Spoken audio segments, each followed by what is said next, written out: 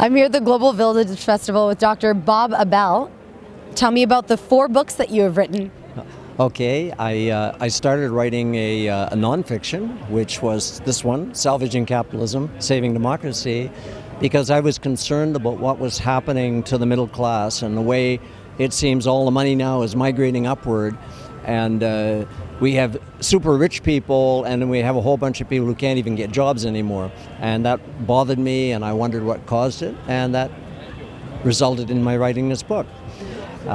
During that adventure, I learned some other things, and I woke up one morning with the plot of this one, The Corporation, in my head. And it's actually a dystopian fiction set in 2039, and based on the premise, if companies keep merging and merging and merging, at what point do we reach a stage where there's only one corporation that basically controls everything, by which time we don't need government?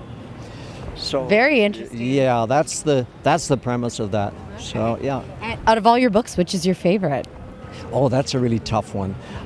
Actually, probably the third one, Trails. It's a lot lighter, a lot more fun. It's about a young 20-something young lady who's a PhD ecology student set in Arizona, and she's sort of a really delightful person between boyfriends and trying to decide what she wants to do with her life, and she gets into an interesting situation, and it goes from there. So it's really about the trails in the sky, it's about the trails in Arizona, the hiking trails, and the trails through life. So it's really trails, trails, and trails.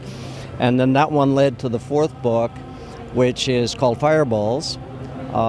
It was sort of triggered by, I don't know if you're aware, there was a meteor explosion over Chelyabinsk, Russia in 2013, I believe it was, February. And the meteor was 22 miles up when it blew, but it took out every window in the city and injured 1,500 people, even though it was 22 miles away when it exploded. And it got me thinking about near-Earth objects and so on, and that led to the novel Fireballs, which is actually a sequel to Trails, believe it or not. Oh, wow. So you're telling me that you are 6 generations Canadian, is that correct? I am 6 generations Canadian, yes. My great-great-great-great-great-grandfather was a tax collector in Prince Edward Island. He was not a very nice guy, and he ended up being bayoneted to death by an Irish tenant farmer. And the locals hid that tenant farmer for a year in spite of the fact there was a 25 British pound levy on his head. They hid him and they got him off the island. I had never met any of his relatives yet. Maybe they're here today. Might be. That would be great. I'd love to meet them. They actually did the world a favor.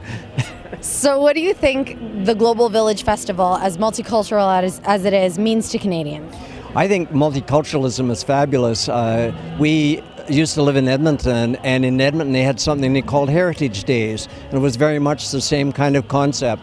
And I thought it was great then. I think it's great now. It's really a fabulous idea. That's what makes this country what it is, and I'm very proud of that.